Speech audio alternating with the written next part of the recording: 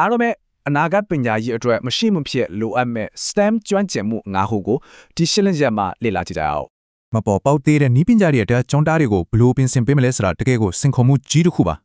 ဒါကြောင့်မို့အဖွဲ့လိုက်လှုပ်ဆောင်မှုဆက်သွယ်ရေးယုံကြည်မှုပြဿနာဖြေရှင်းမှုနဲ့စီမံခန့်ခွဲမှုဆိုတဲ့ဒီကျွမ်းကျင်မှု၅ခုကအမဲအရေးပါနေတာပေါ့ပထမဆုံးအနေနဲ့ shift ရဲ့ပြဿနာကိုဖြေရှင်းဖို့ဖွဲ့လိုက်လှုပ်ဆောင်ခြင်းကလုံးဝကိုအတိကတော့ချက်ပါပဲလူတယောက်ချင်းစီတဲ့ကွေးဖျားတဲ့စွမ်းရည်တွေအမြင်တွေကိုပေါင်းဆက်လိုက်တဲ့အခါမယုံနိုင်စရာရလဒ်တွေထွက်ပေါ်လာတတ်ပါတယ်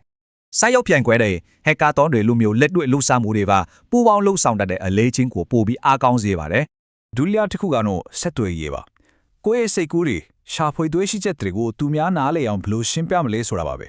ခက်ခဲတဲ့အကြောင်းအရာတွေကိုဗီဒီယိုတွေ podcast တွေကတဆင့်လူများနားလည်အောင်ထိထိရောက်ရောက်တင်ဆက်နိုင်ဖို့အရန်အရေးကြီးပါတယ်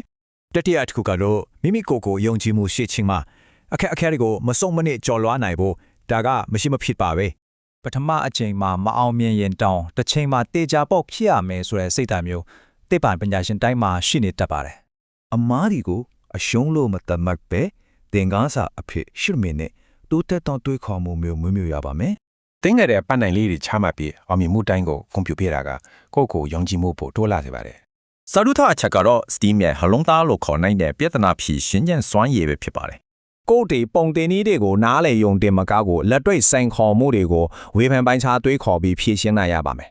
တမိုင်းဝင်အဆောက်အုံတွေကစလို့အာကာသခီးစဉ်တွေအထိအခက်အခဲတွေကိုဘယ်လိုခီးစင်းခဲ့လဲဆိုတာလေ့လာတာတကယ်ကိုစိတ်ဝင်စားစရာပါ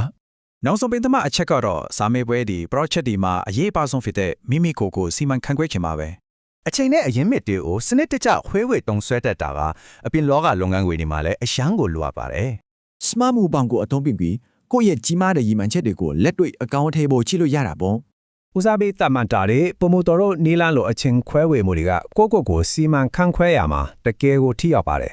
ဒါဆိုရင်ဒီကျွမ်းကျင်မှု၅ခုကကျွန်တော်တို့ရဲ့အနာဂတ်ကဘာကြီးကိုဘလို့ဖုံဖော်ပေးမလဲစဉ်းစားကြရပါပြီ